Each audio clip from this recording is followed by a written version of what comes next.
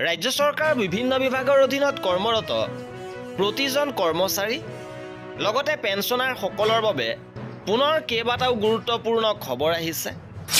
বিহুৰ পূৰ্বে কৰ্মচাৰীলৈ এটাৰ পিছত আনটো সুখবৰ আহিছে। লগতে দৰমহা পেঞ্চন কেতিয়াকৈ লাভ কৰিব কেইবাটাও গুৰুত্বপূৰ্ণ খবৰ লৈ আহিছোঁ। সবিশেষ জানিবৰ বাবে ভিডিঅ'টো প্ৰথমৰ পৰা শেষলৈকে চাই থাকিব। জনা বিচাৰিছোঁ আজিৰ প্ৰথমটো গুৰুত্বপূৰ্ণ খবৰ। কোষাগাৰক বিত্ত বিভাগৰ নিৰ্দেশ। 7 এপ্ৰিলৰ পৰা কৰ্মচাৰী পেঞ্চনাৰৰ দৰমহা পেঞ্চনৰ বিল গ্ৰহণ কেতিয়া লাভ কৰিব? এই মাহৰ দৰমহা আৰু পেঞ্চন 7 এপ্ৰিলৰ পৰা ৰাজ্যিক কৰ্মচাৰীৰ দৰমহা মজুৰি পেঞ্চন সম্পৰ্কীয় বিল গ্ৰহণ কৰিবলৈ কোষাগাৰসমূহক নিৰ্দেশ দিছে বিত্ত বিভাগে।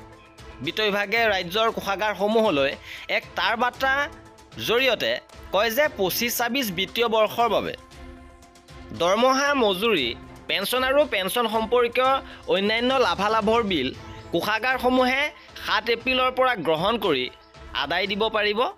আনহাতে দৰমহা পেঞ্চনক বাদ দি আন বিলসমূহ কোষাগাৰ বিষয়াসকলক গ্ৰহণ কৰি এই ক্ষেত্ৰত থকা বিধি আৰু প্ৰক্ৰিয়া অনুসৰি বিলসমূহ পাছ কৰি ধন আদায় দিয়াৰ ব্যৱস্থা কৰিবলৈ কোষাগাৰ বিষয়াসকলক বিত্ত বিভাগে নিৰ্দেশ দিছে। অৰ্থাৎ কৰ্মচাৰী পেঞ্চনাৰৰ বিলসমূহ 7 এপ্ৰিলৰ পৰা গ্ৰহণ কৰি নিষ্পত্তি কৰা হ'ব আৰু 7 এপ্ৰিলৰ পিছতহে আপোনালোকৰ দৰমহা পেঞ্চন লাভ কৰিব। এইবাৰ জনা বিচাৰিছোঁ আজিৰ দ্বিতীয়টো গুৰুত্বপূৰ্ণ খবৰ। ৰাজ্যৰ কৰ্মচাৰী পেঞ্চনাৰৰ DAR বৃদ্ধি সন্দৰ্ভত অফিচ মেমৰেণ্ডাম প্ৰকাশ কৰিছে, য'ত কেন্দ্ৰৰ সমাহাৰত পুনৰ 2% বৃদ্ধি হৈ 55%লৈ DA বৃদ্ধি হৈছে আৰু 1-1-2025 পৰাই এই বৰ্ধিত DA কাৰ্যকৰী হ'ব। আৰু এইবাৰ পাব লগা দৰমহা অৰ্থাৎ মাৰ্চ মাহৰ দৰমহাতে আপোনালোকে বৰ্ধিত হাৰত DA লাভ কৰিব। লগতে DAৰ বকেয়া 2টা কিস্তিত লাভ কৰিব, মে' আৰু জুন মাহত। মে'-জুনত 2টা কিস্তিত আপোনালোকে পাব লগা DAৰ বকেয়া লাভ কৰিব।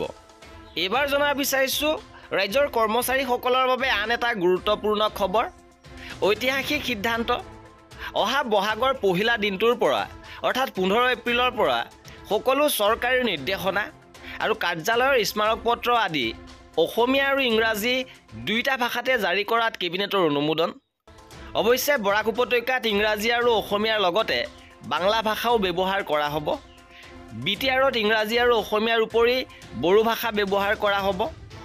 ন্যায়াধীশ অৱসৰপ্ৰাপ্ত বিপ্লৱ শৰ্মা সমিতিৰ পৰামৰ্শ অনুসৰি এই সিদ্ধান্ত লোৱা হৈছে আৰু এই ক্ষেত্ৰত ৰাজ্যৰ কৰ্মচাৰীসকলক আৰম্ভণিতে বিভাগসমূহক অনুবাদৰ বাবে ভাষিনী এপ ব্যৱহাৰ কৰিবলৈ পৰামৰ্শ প্ৰদান কৰিছে।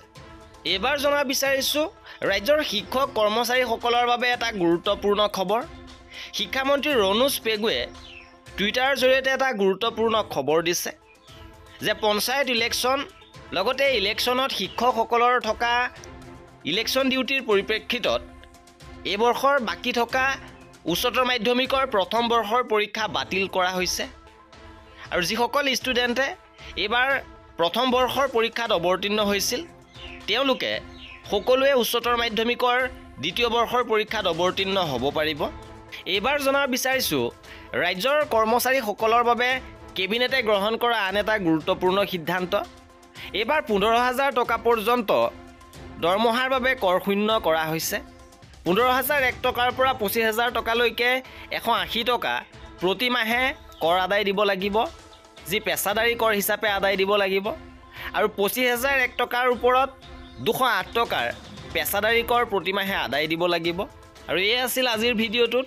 কৰ্মচাৰী আৰু পেঞ্চনাৰৰ সকলো খবৰ পাই থাকিবৰ বাবে আমাৰ চেনেলটো ছাবস্ক্ৰাইব কৰি ৰাখিব। ভিডিঅ'টো শেষৰলৈকে চোৱাৰ বাবে বহুত ধন্যবাদ।